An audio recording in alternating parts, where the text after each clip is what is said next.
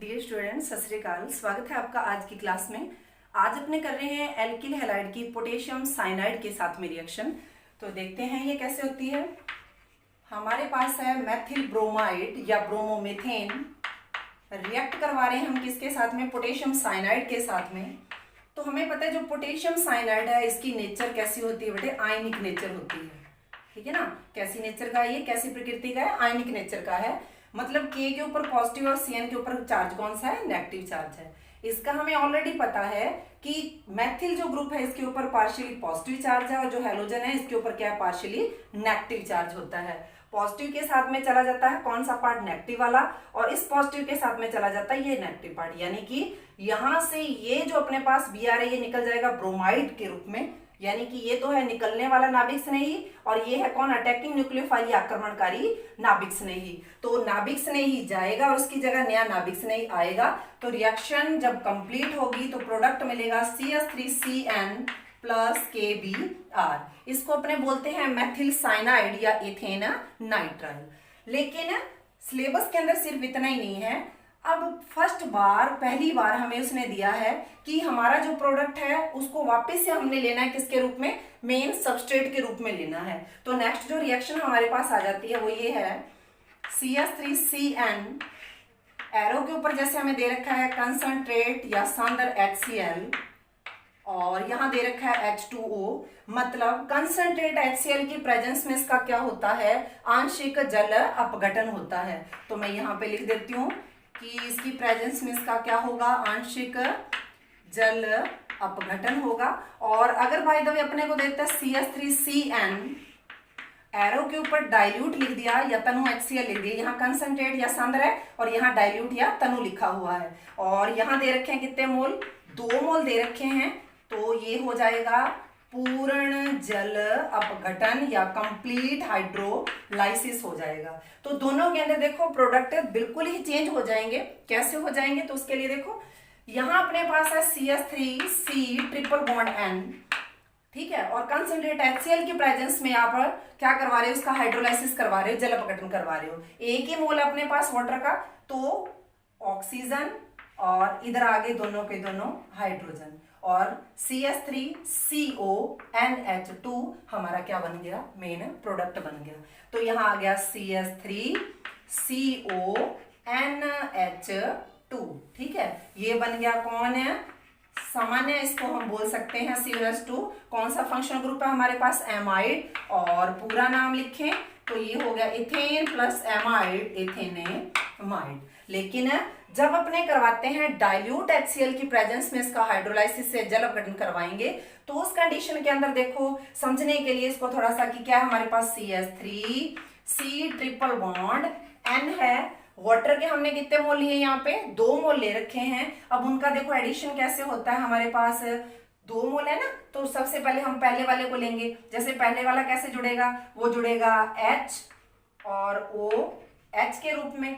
दूसरा जो है वो अपने पास कैसे जुड़ेगा, O और H2 के रूप में। अब रह गया कौन, डाइल्यूट HCl। डाइल्यूट है मतलब कंप्लीटली आयनाइज H प्लस और Cl माइनस है, ठीक है। ये H और साथ में कौन है, Cl। दोबारा से देखो HCl है, H को हमने नाइट्रोजन वाली साइड रखा और Cl को इधर रखा हमने। 1 मोल H और OH इस तरीके से, वाटर का 1 मोल इस तरीके से हम ऐड करवाएंगे। दूसरा जो मोल है ऑक्सीजन और 2 हाइड्रोजन ये रहे। तो इस तरीके से इसको यहां से तोड़ देंगे, क्या बन गया, CH3COOH प्लस NH4Cl। एक तो बन गया CH3COOH और साथ में बाय प्रोडक्ट के रूप में क्या बन जाएगा, NH4Cl।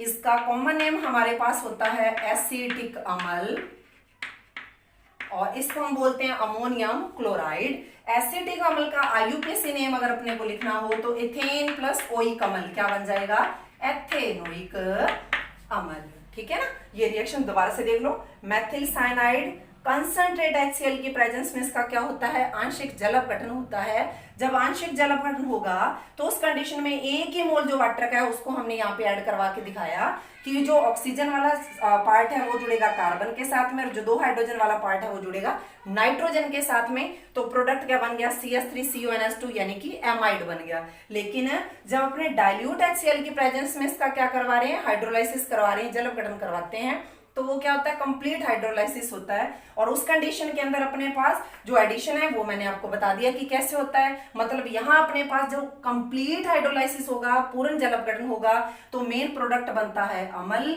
आंशिक जल अपघटन होगा तो बनता है एमाइड। ठीक है, अब इसके बाद में अपने पास जो नेक्स्ट रिएक्शन अपने सिलेबस के अंदर है, वापस उसके अंदर जो हमारा मेन सबस्ट्रेट है वो कौन रहता है, साइनाइड रहता है। और मेन रिएक्शन है, इंपॉर्टेंट रिएक्शन है, नाम है स्टीफंस अपचैन या कई जगह मिलता है स्टीफंस अभिक्रिया। आपको याद रखना है कि स्टीफंस जो अभिक्रिया, इसके अंदर क्या होता है, रिडक्शन होता है, अपचैन होता है। ठीक है ना, ये थोड़ा ध्यान में रखना। देखो थोड़ा सा हिंट मिल रहा है अपने को, क्योंकि नेम रिएक्शन है तो नेम रिएक्शन डायरेक्ट भी पूछी जाती है। जैसे ओनली आपको क्या दे दिया, उसका नाम दे दिया, नाम दिया हुआ है तो आपने जो वहां पे सबस्ट्रेट है, जो प्रोडक्ट है, उसको आपने खुद नहीं क्या करना होता, आइडेंटिफाई करना होता, खुद नहीं पहचानना होता है। ठीक है ना, तो देखो जैसे अपने को थोड़ा सा हिंट मिल रहा है, स से क्या बना, साइनाइड, और ट से हमें क्या मिल रहा है, टैल्डिहाइड, टैल्डिहाइड। यानी कि इस रिएक्शन के अंदर हमारा जो मेन जो क्रिया कारक है वो कौन है, साइनाइड है। जो प्रोडक्ट मिलेगा हमें वो कौन मिलेगा, एल्डिहाइड मिलेगा। ठीक है, और तीसरा जो कैटालिस्ट के रूप में यहाँ अपने लेंगे अभिक्रिया जिसकी उपस्थिति में होगी वो भी स से है, SN, स्टेनस लेना, हमने SN ले लिया। ठीक है ना, स्टेनस याद रख लो। वैसे तो अपने को पता है +2 और +4 कंडीशन के अंदर ये रहता है, आप इसको याद रखने के लिए SN आप ले रहे हो यहाँ पे। ठीक है, तो रिएक्शन कैसे होगी, देखो सबसे पहले हमने लिया किसको, साइनाइड को, जाना है कहां तक, एल्डिहाइड तक, लेकिन रास्ता क्या है, टिन प्लस HCl। इसकी प्रेजेंस में होता है इसका आंशिक अपचयन। आंशिक अपचयन कितने मोल, मतलब इस तरीके से लिखे हम, हाइड्रोजन जो है। ठीक है, अब इसको अगर अपने ओपन करें तो ये हमारे पास क्या है, CH3C ट्रिपल बॉन्ड N, जो 2 हाइड्रोजन है, एक हाइड्रोजन का एडिशन यहाँ पे और दूसरे का यहाँ पे। तो इसका मतलब यहाँ जो 3 बॉन्ड हैं उन 3 में से यहाँ पे रह जाएंगे कितने बॉन्ड, 2 बॉन्ड रह जाएंगे। क्यों, क्योंकि जो तीसरा बॉन्ड है इस कार्बन का वो किसके साथ में बन जाएगा, इस हाइड्रोजन के साथ में, और इस नाइट्रोजन का किसके साथ में बन जाएगा, इस हाइड्रोजन के साथ में। तो हमारे पास क्या बन जाएगा, CH3CH डबल बॉन्ड NH, और इसको हम बोलते हैं एमीन। ठीक है, यहां तक आने के बाद में फिर हमने इसका करवाना होता है हाइड्रोलाइसिस या इसका जल अपघटन। तो जल अपघटन कैसे करवाएंगे, यहां रखो ऑक्सीजन को और यहां रख लो हाइड्रोजन को, और इस तरीके से इसको तोड़ दो। क्या बन गया, CH3CHO और प्लस में NH3। एक तो हमारे पास बन गया CH3CHO प्लस में NH3, और नाम है इसका कॉमन नेम एसिटैल्डिहाइड, और ये प्लस में हमारे पास बन गया कौन, अमोनिया। जो एसिटैल्डिहाइड है इसका IUPAC नाम होता है बेटे एथेन प्लस एल, एथेनल, और अमोनिया तो अमोनिया है। ठीक है ना। अच्छा, आज जो हमने रिएक्शन की उसको ऑरली हम फिर से फटाफट रिवाइज करते हैं। सबसे पहले हमने लिया एल्किल हैलाइड। एल्किल हैलाइड की रिएक्शन हमने करवाई किसके साथ में, पोटेशियम साइनाइड के साथ में। जब हम पोटेशियम साइनाइड के साथ में रिएक्शन करवाते हैं तो हमें मिला कौन, मेन हमारा जो प्रोडक्ट बना वो कौन बना, मैथिल साइनाइड। मैथिल साइनाइड का कंसंट्रेट HCl की प्रेजेंस में हमने क्या करवाया, जल अपघटन करवाया। डाइल्यूट HCl की प्रेजेंस में हमने क्या करवाया, जल अपघटन करवाया। टिन प्लस HCl की प्रेजेंस में हमने इसका क्या करवाया, रिडक्शन करवाया। और उसके बाद जो हमारा प्रोडक्ट बना उसका हमने क्या करवा दिया, हाइड्रोलाइसिस या जल अपघटन करवा दिया। यहाँ हमें मिला कौन, एमाइड CH3CONH2। यहाँ हमें मिला कौन, एसिटिक एसिड CH3COOH।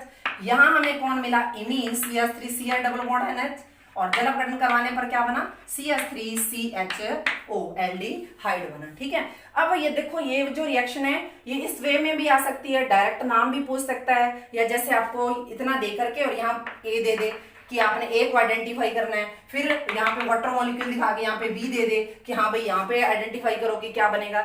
या फिर ये रिएक्शन जैसे बोर्ड के अंदर कैसे पूछी जा सकती है, तो उसके लिए देखो थोड़ा सा कि आपको दे सकता है CH3CN, एरो के ऊपर आपको दे देता है टिन और HCl, और सेकेंडली आप इसका क्या करवा दो जल अपघटन, या इस तरीके से देता है H3O+, तो भी क्या होता है, जल अपघटन ही होता है। ठीक है, तो भी मतलब आपका जो प्रोडक्ट है वो क्या बनेगा, एल्डिहाइड बनेगा। या जैसे मान लो आपको ये दे दिया एरो के ऊपर, आगे प्रोडक्ट आपको ये दे दिया, और यहाँ आपसे पूछ रहा है कि मेन जो यहाँ पे रिएजेंट है, मेन आपका जो सबस्ट्रेट था वो कौन था, तो तब भी आपने क्या कर देना है, सेम अगर याद है तो कोई बड़ी बात नहीं है। ठीक है, आज की क्लास में इतना ही। थैंक